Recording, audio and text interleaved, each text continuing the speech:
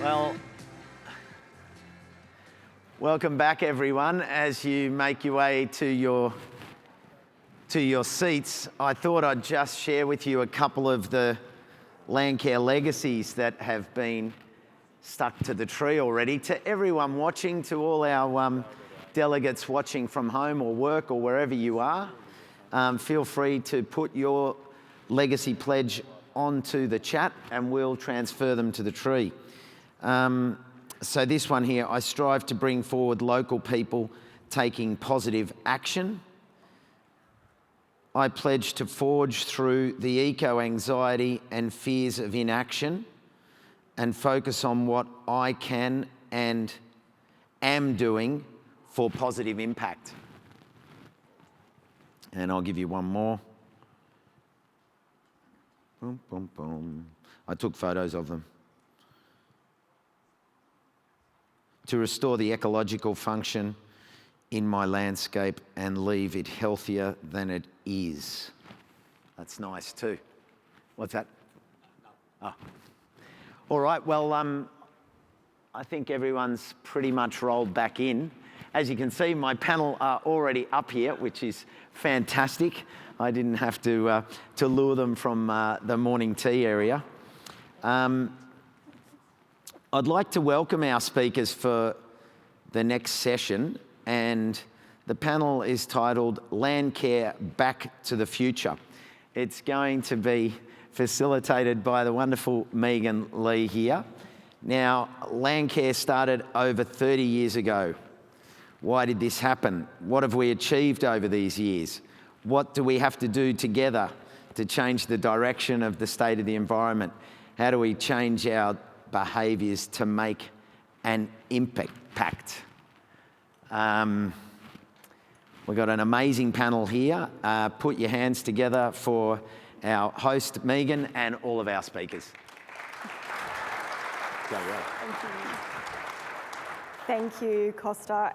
It's a great privilege here to share the stage with some people I have a personal relationship because of Landcare. And we've all shared a bit of the Landcare journey together, but in our own unique ways. And I love the absolute diversity of perspectives that are sitting here on the stage. Kazuku Kogohashi from Japan is a late arrival to the panel. Kind of roped him in last minute. But we met in Japan as part of the first International Landcare Conference and touring through Fukushima, looking at disaster recovery and community resilience. So I believe he has some beautiful insights around that, and has also toured Australia looking at the Landcare model and how might that be applied in Japan. Pam, we've had some lovely interactions through Landcare. You've become a bit of a mentor of mine, and we share on and off email updates to each other, just giving each other some inspiration and encouragement, which I highly value. And Tess, we've collaborated in your hometown on an Intrepid Landcare leadership retreat, getting that next generation involved, and managed to get 5 cars bogged in a paddock, and it was the most fast-track team building experience I've ever had, and we all know how to do that very well. And Andrew Campbell has been one of those people, and using the words of you, Ella, one of those fancy people in Landcare, who, as a young person stepping into Landcare, which can be, as Jaden said, quite intimidating when you're sitting in a room of such intelligent and highly experienced people, can be a bit scary. But when you go to someone like Andrew and say, I've got this idea, and he goes, bloody brilliant, that's sometimes all you need to have the courage to stand up and create something new. So great privilege to share the stage with you all. We've been invited to reflect on the impact of Landcare. We're now 30 plus years into a movement that started, sadly, because of the impacts of colonisation in Australia, which has not only devastated First Nations communities, but our environment and our productive landscapes. And so I believe it's a movement that emerged because of those impacts, and it was highly recognised by people in their local communities and still is today. But we've now got some wisdom amongst us that we can share and have a lot to reflect on, and also a lot of information and knowledge we can now use as a base to spring into the future with that. So I'd like to start by introducing, no, they're going to introduce themselves. The panellists are going to share a little bit about their journey into Landcare, just so you get a little bit of a backstage insight into what that's been like. And then we'll start with you, Andrew. Oh, thanks, Megan. Thrilled to be here. A bit disturbing that I'm probably here as an old fart now. But yeah, my journey in Landcare, I'm a fifth generation farmer from Western Victoria, and I was lucky enough after doing a forestry degree to get a job managing the Potter farmland plan, setting up demonstration farms to show how conservation and production could be complementary. And in that role, I met Rick Farley and Philip Toyne coincidentally in the same week. And they had such identical responses to our demonstration farms and questions about how can we take this to scale that I said, you blokes should be working together. And the second one of them said, well, actually, we already are. We've started talking, and I became a neutral player in that team because I wasn't working for ACF or NFF, and that led to us putting a proposal to then Prime Minister Bob Hawke to learn from some of the great work already happening in lots of places, but particularly in Victoria, but also we had people across from Western Australia and down from Queensland, and we put a proposal to Bob Hawke. And the things that I remember about those days were the potency of the unlikely alliance between the ACF and the NFF. And to cut a long story short, Bob Hawke agreed so quickly that as we were walking out of his office, Rick Farley said, damn, I knew we should have asked for $1 billion. And at that stage, the National Soil Conservation Program was $1 million a year. Wow. The Commonwealth was not really involved in NRM. It was seen as a state and territory thing. But the potency of having the farmers and the greenies walking together with a joint proposal, and then Farley insisting that it had to be bipartisan. And so when the national program was announced at the junction of the Murray and the Darling Rivers, it wasn't just John Kerrin and Peter Cook up on the stage. Bruce Lloyd was there too as the shadow minister, committing both sides of politics for a decade of support. So that bipartisanship is something that I think that I look back on very fondly. So unlikely alliances, strategic visionary thinking, and then making sure that you lock in a broad base of support around a long-term thing. I think they're all things that I look back on very fondly. Tess, what has your involvement been in Landcare? How did you get involved? Well, I'm the Regional Landcare Coordinator at the North Central Catchment Management Authority, so smack bang in the middle of Victoria.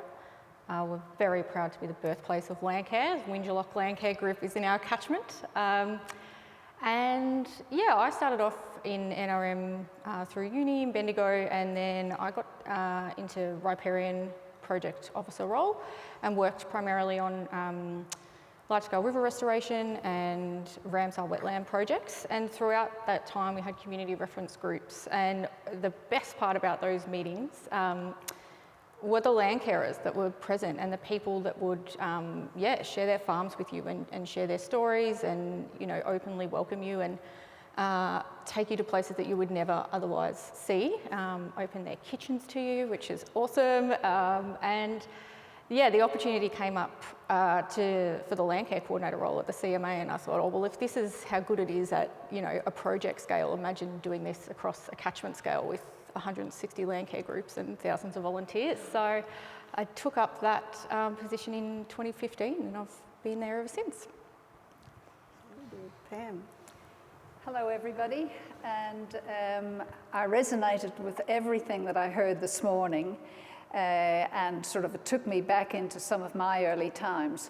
Before I weave in just perhaps some of my route to where I am now, I want to pick up on the fact of I do not want to hear old farts, the white-haireds, whatever. Intergenerational is absolutely all of us. We're all in this together.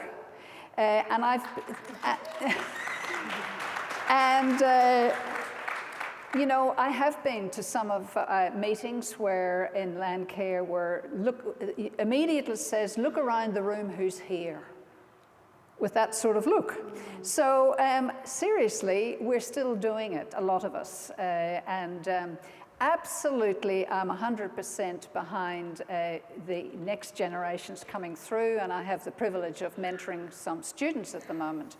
But I do want to put that out there because there's no point in dudding ourselves, and who would be attracted to come to the second meeting if you were younger to have a group of people talking like that? So I'm sorry, I needed to do that.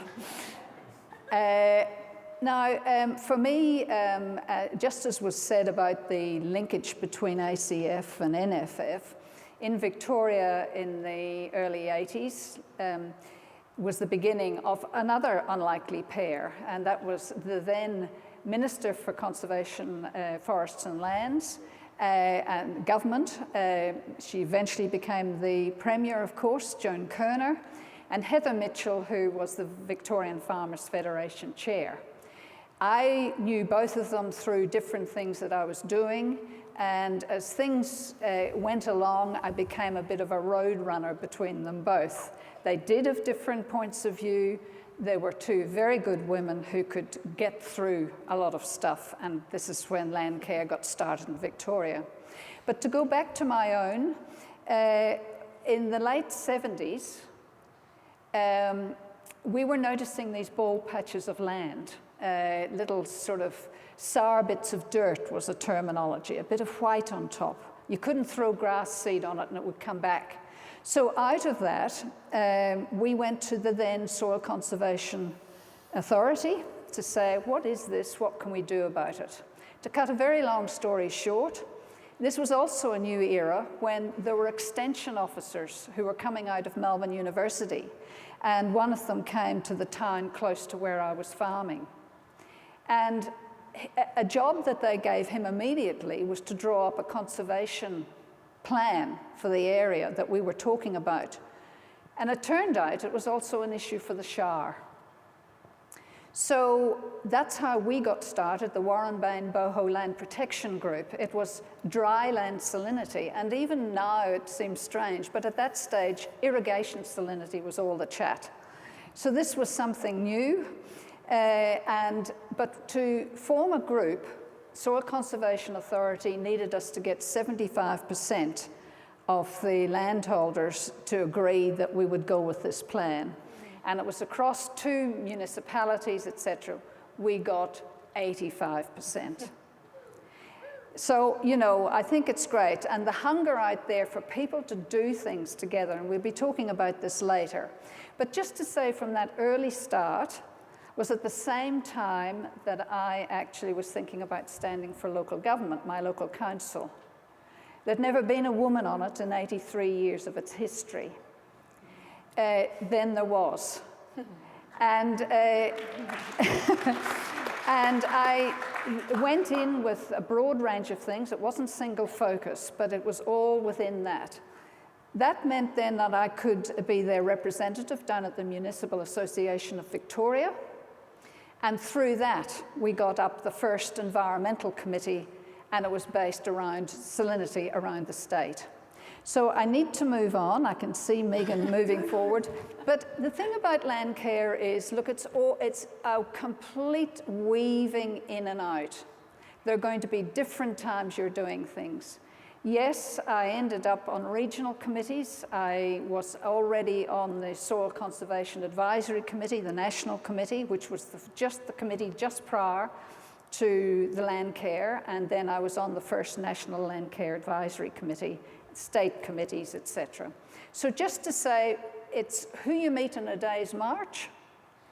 It's have a chat, try things, get a committee together, one thing leads to another, and there's lots more of the connections. But to just zoom ahead for 2 seconds, I want to say this. I am so full of admiration for Mark Howden,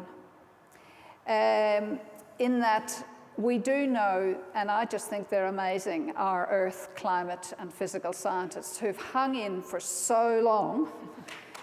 And you know, seriously, they need to be respected, listened to much more, just as the medical scientists were during COVID. You know, we need a healthy planet for healthy people.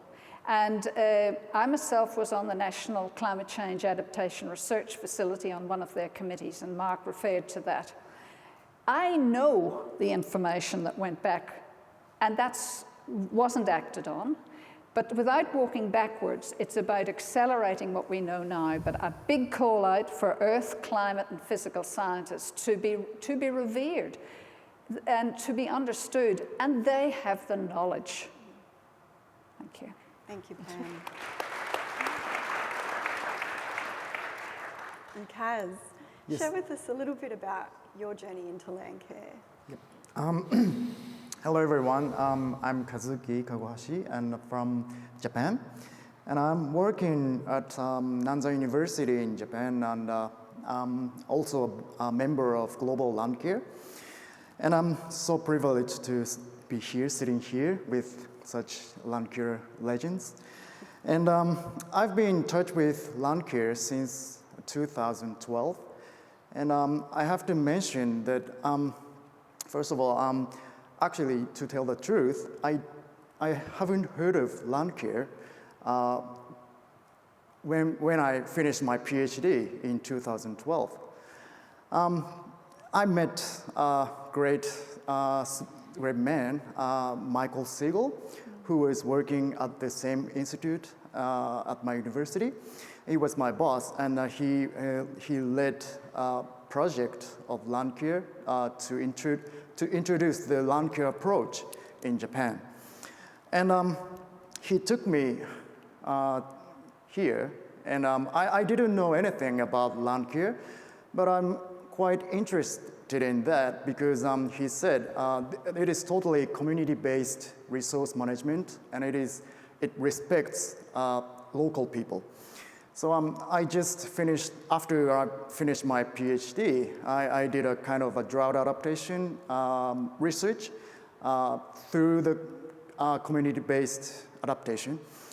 And he took me here, and I looked around many Landcare activities through Sydney, Canberra, and Melbourne. It was fantastic experiences for me. And you know, as Michael, he had lived in Japan for over 40 years, and but he was originally from Australia, and he was from Baruga, on the edge of just between the New South Wales and Victoria, and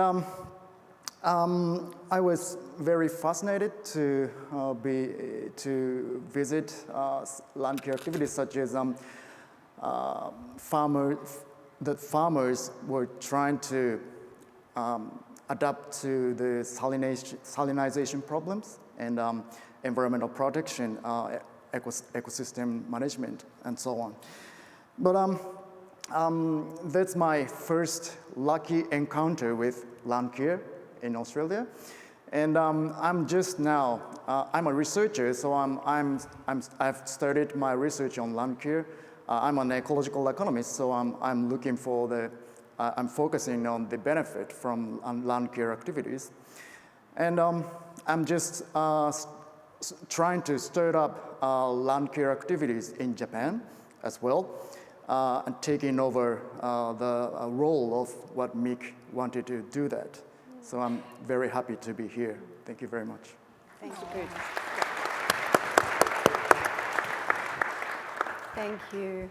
And for me, I started my journey as a volunteer, fresh out of university, had done a science degree and had, to be honest, no idea what to do with that. It was, you know, classic learning about everything out of a textbook, but not really knowing how that worked in the real world. And it was only because of a bout of social isolation I actually got involved in volunteering because I knew I loved nature. And I remember walking Moyen Hill in Berry with one of the Berry Landcarers, Bill Piggott, who has since become an amazing mentor in my life. And just walking with this person who was seeing these, what were to me, these little twigs in the ground going, oh, that's a native peach and that's a blah, blah. And I was like, how does this person know this much? And I've just invested 6 years of my life looking at these things in books and wouldn't even know that walking on the ground. And that inspired me. And from then, my whole life changed. Landcare just opened up so many pathways and opportunities to not only learn more about the world around me, but it also led to a career and a long career in Landcare, working as a coordinator in the Illawarra, where again, I got to be involved in an amazing genetic diversity project looking at ecological systems that were on decline. But we had a real visionary project officer who really pushed the point of having robust seed collections that were all grounded in that principle of looking at how are we going to adapt to the climate change drama that we're going to be facing in the future. And he was so adamant in getting good quality stuff happening in our community with all sorts of people at all levels, and that again inspired me, community-led stuff happening. So just that power that was happening at the ground level, I haven't seen it anywhere else in my life, and now I'm privileged enough to be on the Sunshine Coast working with Barong Landcare, which is a 30-plus-year-old Landcare group that's done amazing work responding again to some of the biggest environmental issues that were pressing in that time and still changing. And that's what inspired me to want to get more young people involved in Landcare, because I'm like, you're missing out on this wisdom, this this experience that we could all be learning from across the country at all levels. And that's what surprised me. I just thought I was going to go and pull weeds and plant trees, but it was so much more, and it is so much more. So I want to invite the panellists to just share, what have you seen the impacts of Landcare be, either in your community or broader, and what surprised you? Pam, we'll start with you. Oh. Thought you were looking at Andrew. Look, Landcare is just, as I said, we were a land protection group, and there were tree groups, etc., and then came in the Landcare. But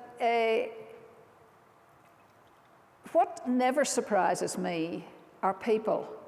You get surprised by some things that get said or different things, but at the bottom of it all, we're all keen to get with other people. You know, we know that was missing in this recent time. And in the Landcare sense, it just offers so much. In the early days, we used to make connections with Melbourne University and some other universities because the lecturers are looking for practical experience. So in our local hall, we could say, come up, and they loved it. They camped on the floor, and we did a good barbie. I mean, I really think a lot of stuff has been a sausage-led recovery. There've been so many barbecues. But things like that. And every time, and these were younger people than I was even then, coming up, you knew, and they went back. And the other thing is that was in our community at that time was a primary school. That school's not there anymore. So we immediately had our own, if you like, junior Landcare group. But the exciting thing is that a lot of the children of that era went on to do science, went on to do all sorts of things to do with the environment that may not have been their natural choice before that. So the thing that I'm not allowed to fiddle with that. The thing with Landcare that is a success is drawing people together, doing things together, spending time together, slowing down a little bit. Whilst Landcare is extraordinarily busy in lots of ways, when you're actually doing an activity, you do take in, you are standing by a tree, or you're talking about things, or you see your district from a different area. And the way we enhanced that was to, in fact, take people for walks on our local farms, because most people, when you go to another farm, you go to the cattle yards or the sheep yards, you go to maybe the back door or front door, but you never just wander on their farm. And what we needed people to see was this broader picture that up from the hill of, say, the Morrison people or whoever was living in it at the time, they were connected to the people down here. So what they did up there absolutely affected this. And it was water, it was soil, it was erosion, whatever it was. So I think some of the strengths are, I just really want to keep coming back to, it's about people working together, and it's exciting. And the other thing is, and I am going to, I did a little, I'm not going to read it all out now, don't worry. I did a little form which I'm calling Taking Care of Our Evolution, an A to Z for Back to the Future and remembering how to support each other. Now, some of it, you know, a lot of you are experienced, but a lot of you are new. And maybe there are a few hints. And I've spoken to Melissa with Lal, and not today because there's plenty going on and they've got lots to catch up with, but in the next couple of weeks, it'll be online for anybody that wants it. But one of the things too for A is for asking. If we want people to participate, we must ask. We did a survey. The number one reason people cite for not volunteering is nobody asked me. It sounds elementary, but don't ever fail to go out to the service clubs and give a presentation to whatever your organizations are, and you will get new members. Thank you, Pam. Kaz, I'll go to you. What are some of the things you've observed on your travels around that have surprised you about Landcare? Yes, as a foreigner, I observed kind of differences between Japan and Australia. But as Pam mentioned, I have always been amazed by the power of communities. You're dealing with your problems by yourself. You may think that it is an ordinary thing, but actually I think it is not. It is not the same situation in Japan. What I am surprised is that you are deciding what you want to do. That's I think that is a very important thing. But unfortunately, it is not so autonomous in Japan of the communities. So I think that is the first one I should mention too. And at the same time, I'm trained by economics and just ecological economics or environmental economics, whatever. It's like to put monetary values on natural capital. That is useful, but I have been always asking myself, nature or environment is not just money. And I was trying to evaluate intrinsic value, how to measure the intrinsic values of the nature. So I was quite surprised by the passion you have in the communities to evaluate or appreciate the intrinsic value of the indigenous species. And what I am observing in Japan, it is unfortunately it's not the same situation. I would say that people are just looking at put stress on more on economy rather than environment or nature. And to my experience, they don't seem to appreciate the intrinsic value of forests or rivers or whatever. You can find many artificial things, man-made capital along sea or river, forest, anywhere. But we have to appreciate the intrinsic value of nature, not just the instrumental value of that. So that's what I observed by looking at the land care activities in Australia. Yeah, thank you.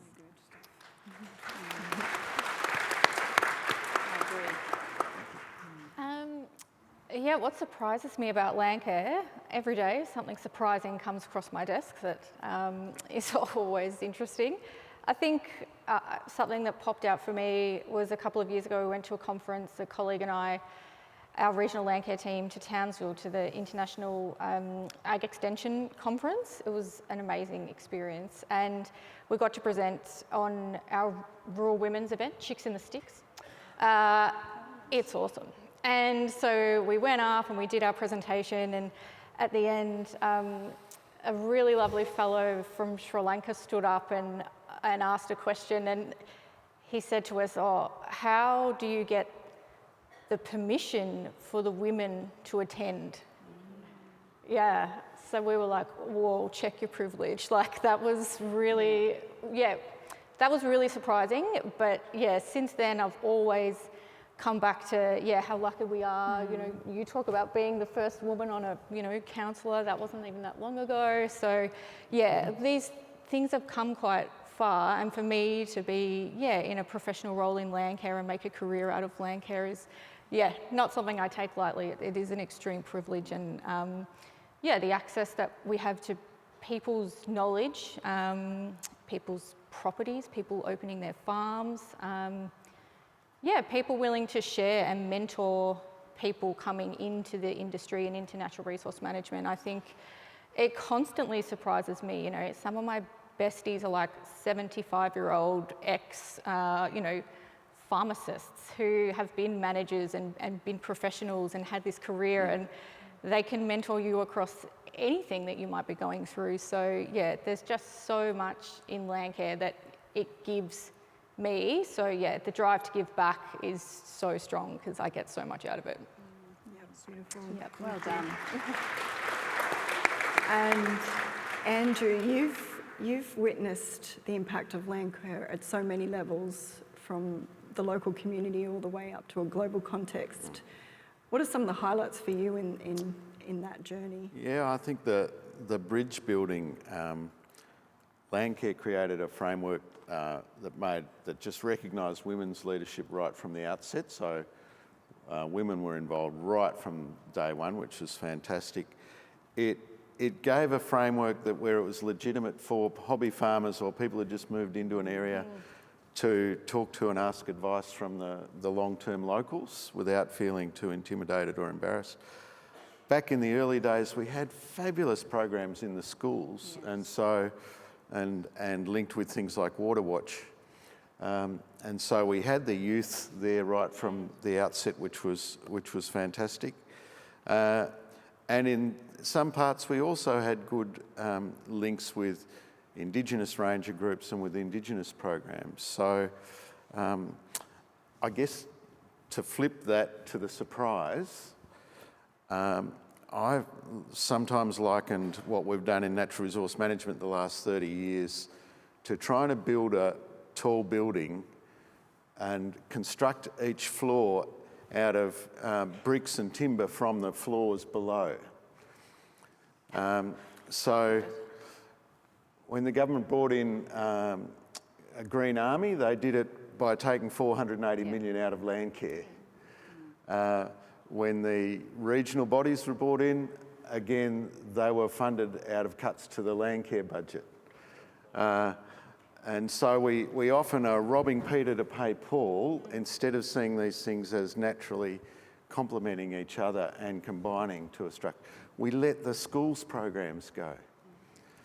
And at an institutional level, we abolished the National Water Commission and then wonder why the water market isn't doing what we expect. We abolished Land and Water Australia. We abolished the National Climate Change Adaptation Research Facility. So this sort of, that's what surprised me, that we've got so many good examples of best practice globally, and we don't continue doing it. We actually let it die or defund it or move on and do something else. So that, to me, that sort of not just institutional amnesia and ad hocery, but also in some cases vandalism. I find that that's been the surprising and disappointing thing over over the years. We don't actually need to invent a brilliant new program. All we need to do is take the best of what we already know and put it together and trust it to work. Building social capital, social capital for community resilience at a local level, based on what Mark presented to us earlier, is going to be more important than ever in the future. It's more relevant now than it's ever been. And the people in this room collectively have all the ideas and know-how that we need to have the absolute world best framework for the relationship between people and country and how you manage country for the long term in a much more challenging context than we've ever had to before. So, yeah, look, there's great lessons here. And this little book we launched last night shows that it's relevant in other countries as well, as Kaz can tell you. So these are not distinctively Australian things. Humanity now has to figure out how to muddle through the changes we've wrought on the planet, and having local people empowered to look after their own country in better ways has got to be part of the solution. Yeah, you've touched on a few things that kind of goes into the next piece I want to explore with you all. Is we've just been through 3 years of huge amounts of disruption, and we're living through the climate crisis right now. We're seeing its impacts. So communities are still healing from this year and the previous year's impacts of those fires and floods. And while it feels like there's this going back to business as usual, we're gathering again, it feels like a bit of a sigh of relief and we're connecting, but things have changed. And we're in a new era. So I'd like to ask the panel, what, from your perspective, what has now fundamentally changed? And what do we, as a Landcare movement, need to embrace now in that change? I might get you to pick up, Andrew. You've kind of just started the ball a little bit. Well, I'd like to focus on the positive of what's changed. As Costa said before, and the fact that we've got so many people watching online, one of the things that's changed is that we're more connected now than we've ever been. And if we were doing Landcare again from the start now, how cool would it be with all the social media tools, with incredibly cheap camera traps, with acoustic monitoring of frog calls that can send you an email when your species turns up in the wetland you've been wanting to restore. Amazing to have these sorts of tools that we can use. Australia's environmental monitoring should be better than ever now, and with TURN and the Atlas of Living Australia, we have this amazing infrastructure that we can all be tapping into. So in real time, anybody, anywhere should be able to tap in and see the impact that Landcare is having. So to me, that's a plus. That's one of the fundamental changes that we haven't got our heads around yet, but can be a really great force for good, as even can social media. And I'm sure, you know, if we let the digital natives in the young Landcare teach us how to do it, we could have the most amazingly connected. By all means, be connected to your local patch and your immediate neighbours and your sense of place. But you can enlarge that sense of place through these amazing digital tools. And I'd love to see that, some real experimentation there. Thank you. Tess? Yeah, exactly that. I think there's a real opportunity to get back to focus, well, not get back to, but focus on the function of our landscapes. We tend to kind of pick up these shiny new tools and want to bandy around new programs and whatnot, but I think in essence what we need to be looking at is how does our landscape need to function, and then what are the inputs and costs associated with that. And it's not rocket science, you know, landcarers can tell you exactly what their landscape needs to function. They're seeing, you know, white scale on the top of their soil. We know what needs to happen at the top to the bottom to deal with that. So yeah, landscape function, I think, should just be the absolute foundation of the policies that we make and what we're trying to do in Landcare for what, our communities need to drive that. And yeah, I think that's a huge opportunity that we just need to keep focusing on and coming back to function.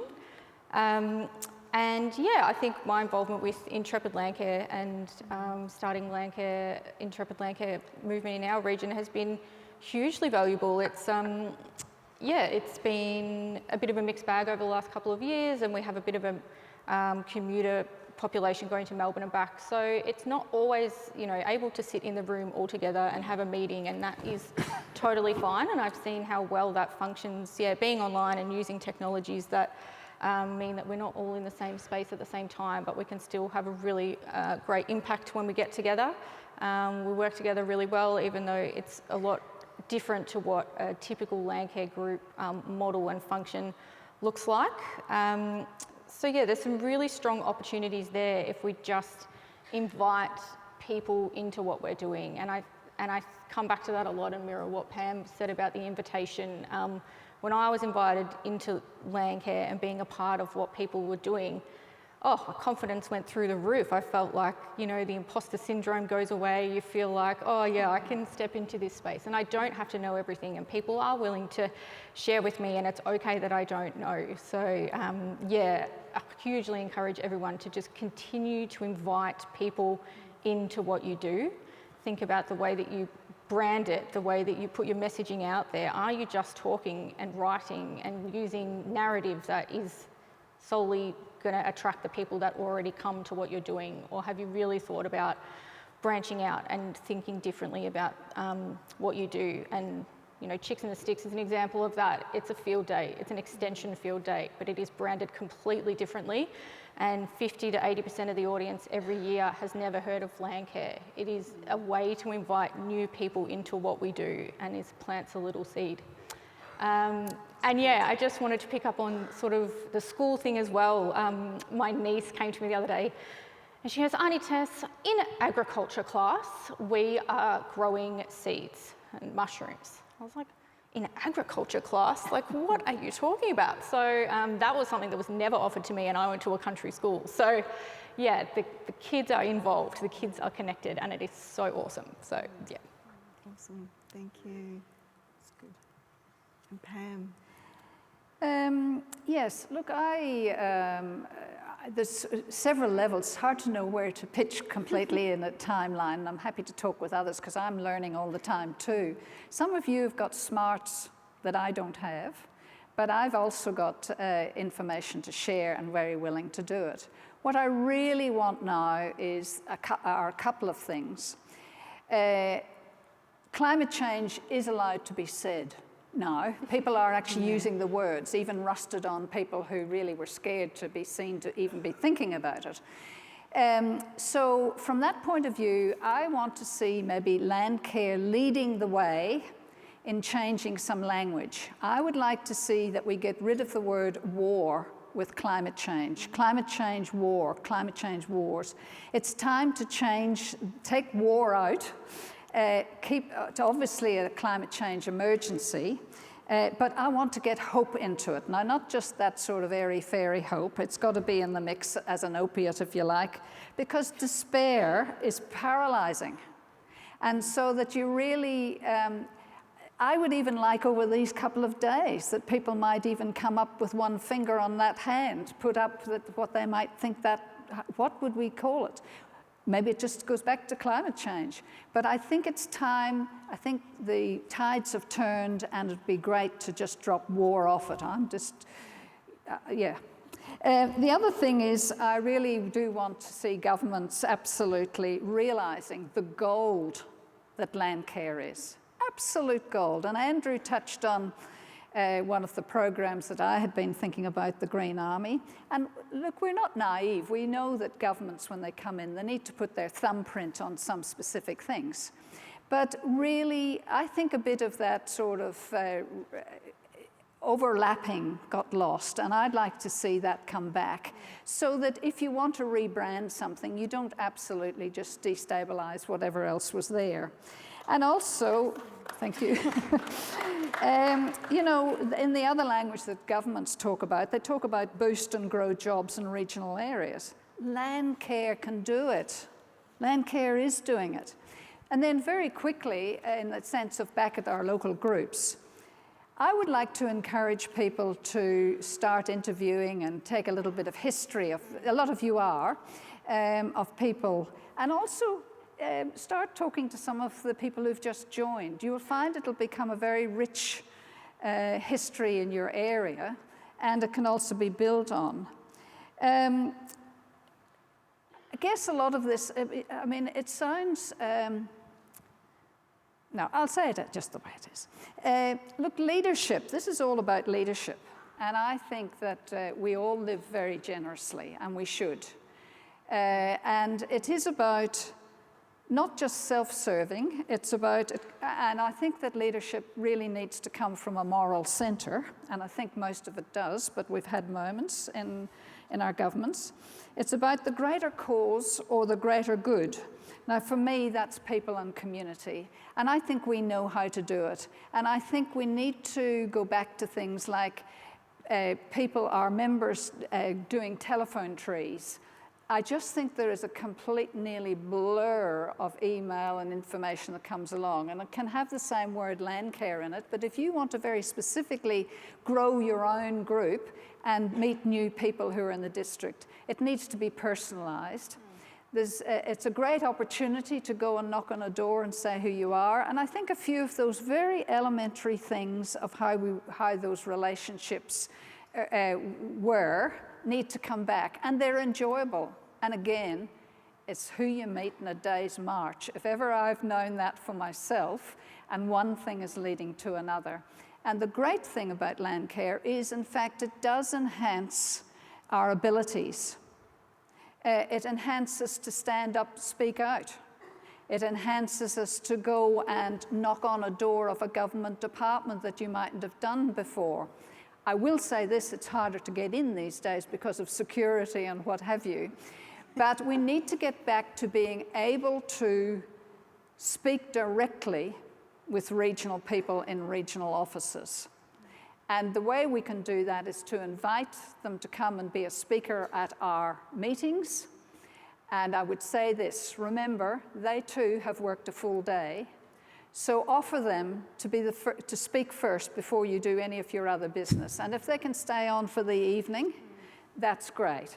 But it's all about thinking about ways through to really, it's like a big crochet hook. You know, I'm going to meet some people here I've never met, and I'll bet I'll find out things I never knew. So thank you. Thank you. Yes, as Landcare is has not established yet in Japan, but let me explain just mention to the situation in Japan.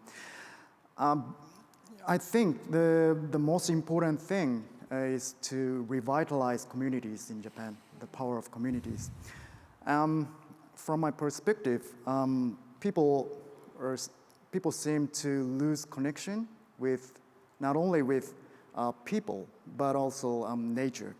So I think these are the reasons to weaken the power of communities. So that's my observation in Japan. I also found that the Landcare approach is very effective in adapting the crisis. And for example, in Japan, we had a very serious earthquake in 2011, and we had a severe accident of nuclear power plant. And some people had to leave their land, and but after certain period, some people decided to come back, but they're isolated, and the community is weakened, and they have no means to revitalizing their communities. But what I learned from Landcare is the importance of coordinators, and I have been really amazed by the capacities of coordinators like you, legendary people here. And so in Japan, we need we need to support or I would not say education, but how to support the local people through the coordinators or facilitators. That's the big challenge for us, because we have no formal policy to back up such coordinators. So first, we have to start at very local from start of local perspective, and just start to think about how we can grow such a powerful coordinators or facilitators like in Australia. That's my, yes. Thank you. Thank you. That feels like a job offer. So we've got a couple of minutes left to wrap up. Now looking into the future, and we'll have some really rich conversations. We're hearing from so many speakers over the next couple of days. I'm sure we'll be bursting with ideas and all sorts of things. And I just reflect on the recent announcements around the State of the Environment report and some of the things that have been highlighted as part of where we're at right now. And I remember thinking the whole time I was hearing things, I'm like, yeah, but Landcare does that. Mm-hmm. Landcare addresses that issue. We've been doing that for decades. And then when we sort of zoom out and look at this existential crisis linked to mental health, and I approached a psychologist who gave a presentation at the Woodford Folk Festival before we stopped gathering, and he was talking about individual mental health and well-being, and I said, yeah, but what about this overarching thing that we can't grasp often and don't have a tangible way of bringing it down and addressing it, being around climate change? And he said, it's the same principle. Go and connect with your community, build trusting, loving relationships, find meaning and purpose around something. And I'm like, that's what Landcare does. Mm. So it's already here. So I'd love to just invite you all, as we leave this conference and we look to the future of what Landcare will be and how we get out of this mess that we're sitting in right now, what's the one thing we need to do? Like, what do we need to do? Well, I did prepare a few thoughts earlier that I hope they can pop up on a slide. To me, there's a huge opportunity for a big new national program that's entirely designed around the principles of building community resilience through social capital, through Landcare, and if you hardwire those principles through everything you do, then it seems to me there's a whole bunch of things that cascade from that, including local coordinators, regional facilitators, links to the schools programs, appropriate data, really cool incentives. We need juicier carrots and smarter sticks. And we can actually put together all the best of what we know into an amazing program for coming decades. And we're going to need it for, the equivalents of the RFS, CFA, SES, the disaster responders, but also for rural mental health, for a whole bunch of other areas. This could be a framework that for new policies for decades to come, and hopefully get bipartisan support and long-term funding around those principles, because then unfortunately, as Mark showed us, they're not going to go. The need's not going to go away in our lifetimes. Yep. Thanks, Andrew. Thank you. What do we need to do? I think, bipartisanship is something that is a huge strength of what we do, so I think that needs to be maintained. I think we need to learn how to spell and say whatever the word is that we were bandying around last night. Subsidiary. Make that a palatable principle that we can digest and message out to people. That sounds awesome. I think we need to, and my land carers, I can hear them screaming this at me now, we need to invite Landcare to the policy table. And I think that, we've mentioned a couple of programs now that have left landcarers, particularly in Victoria, feeling as though that they were either never heard or completely ignored at the policy table. And that's really, really challenging in my role to sit between the two spaces. But yeah, I'm happy to keep leading upwards and saying when policies are a little bit crap. A couple of things. I agree with both Andrew and Tess, and I want to pick up on what Kaz said about coordinators and facilitators. Absolutely. It accelerates work, it engages, they're weaving in and out, and if there's a day that's to be had, they have the opportunity to invite neighbouring groups so we can share the same information, and you might even find out other information. Yes, I would, again, we do need, just as I say, government to realise what's being done out there. And I would say that when I've mentioned about inviting speakers from the departments, do not hesitate to invite your local member to come along to one of your field days. You probably do, but a lot of us used to do it more.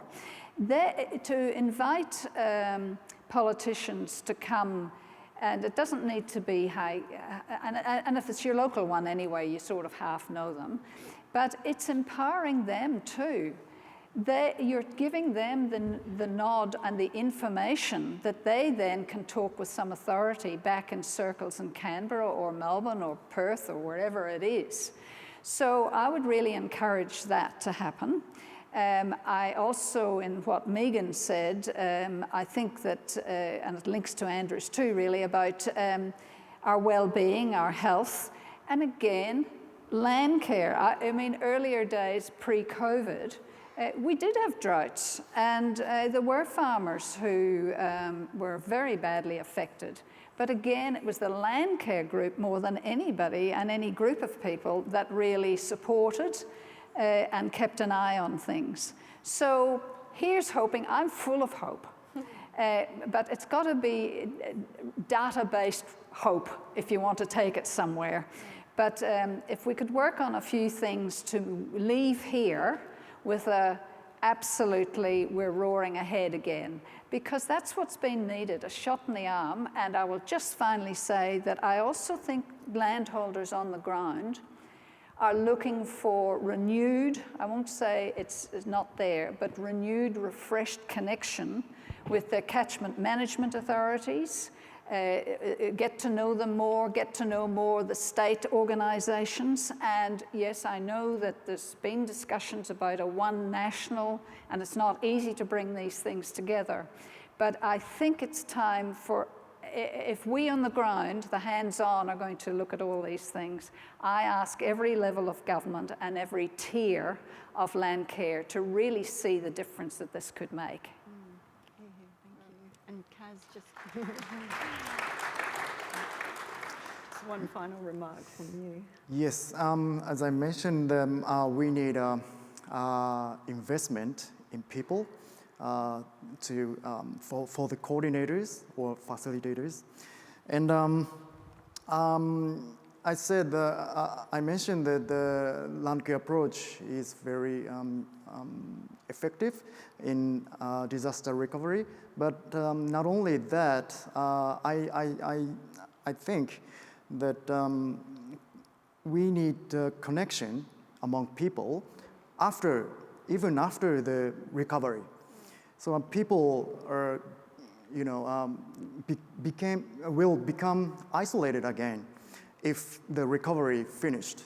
But if there is Landcare coordinators or facilitators, they can keep their relationship even after the recovery.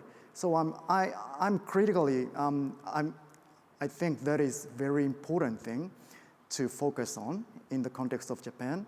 And I think I would kick off my Landcare activities in Japan. Maybe just try to involve university students. And students are very keen on looking after environment, but they just don't know how to do that. So I want to share what's going on in Australia of land care to them, with them. And we will start up the land care activities, yes. Well, thank you so much. That's all we have time for.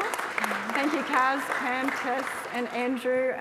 Continue the conversations in the chat. Share your thoughts in response to some of those questions. We'd love to hear. Obviously, there's so much experience here in the room, and obviously a lot of people could be contributing to this conversation.